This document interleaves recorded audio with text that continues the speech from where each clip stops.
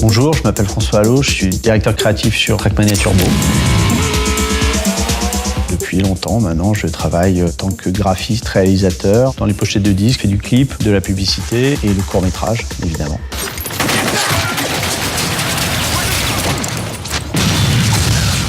Trackmania, c'est une longue histoire. Il y a 10 ans, en fait, j'ai fait le logo du jeu. Moi, Trackmania, je connais le jeu depuis toujours. C'est un jeu d'arcade. On se souvient de Sega Rally, de Daytona. C'est des parties très courtes. Il y a un côté spectacle. Sur Trackmania Turbo, tout le travail sur la direction créative est guidé par l'idée qu'on voulait créer une sorte d'événement, une sorte de X-Game mélangé aux Jeux Olympiques.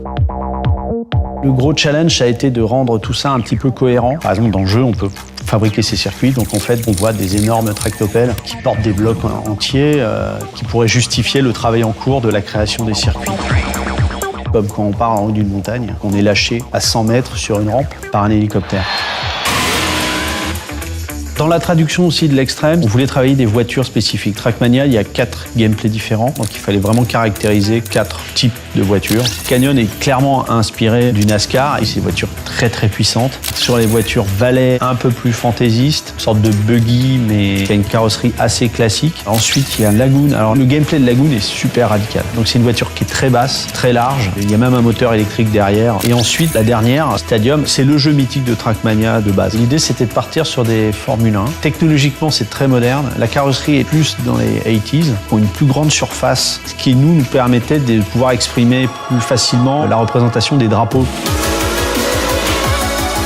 Il y a un côté très international où chacun peut aller colorer et customiser ses voitures avec plus de 200 drapeaux du monde entier. C'est vrai qu'on a travaillé sur des mascottes, des visuels culturellement assez transversaux. À travers le jeu, il y a des expressions idiomatiques de beaucoup de pays. Par exemple, une expression japonaise dit « même les singes tombent des arbres ». Cette expression, elle est propre à la culture japonaise. On est allé chercher des phrases anglaises, françaises aussi. Effectivement, il y a des billboards où il y a écrit « si vous pouvez lire ça, c'est que vous êtes trop lent ». Effectivement, normalement, si vous êtes concentré sur la piste, c'est que vous ne pouvez pas lire ce panneau. Ça devient même des repères de freinage parce qu'en fait, du coin de l'œil, on arrive à voir un panneau qui nous dit il faut freiner là. Ce qui était intéressant, c'est de rendre le jeu le plus universel possible. C'est easy to pick up, hard to master. Donc il y a toujours le côté très hardcore du jeu. Ça, je suis très content qu'il soit toujours là.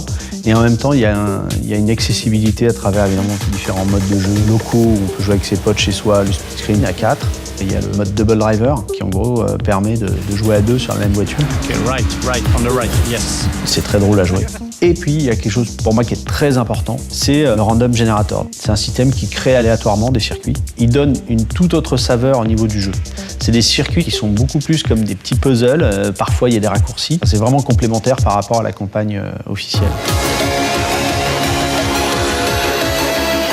Il y a très peu de jeux comme ça aujourd'hui.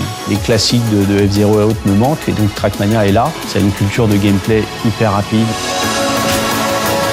Ce qui m'intéresse, c'est que si les gens ne connaissaient pas Trackmania, qu'ils puissent jouer à un jeu qui leur parle. Et de l'autre côté, pour les gens qui connaissaient, qui vont avoir le côté très hardcore, mais avec une sauce différente.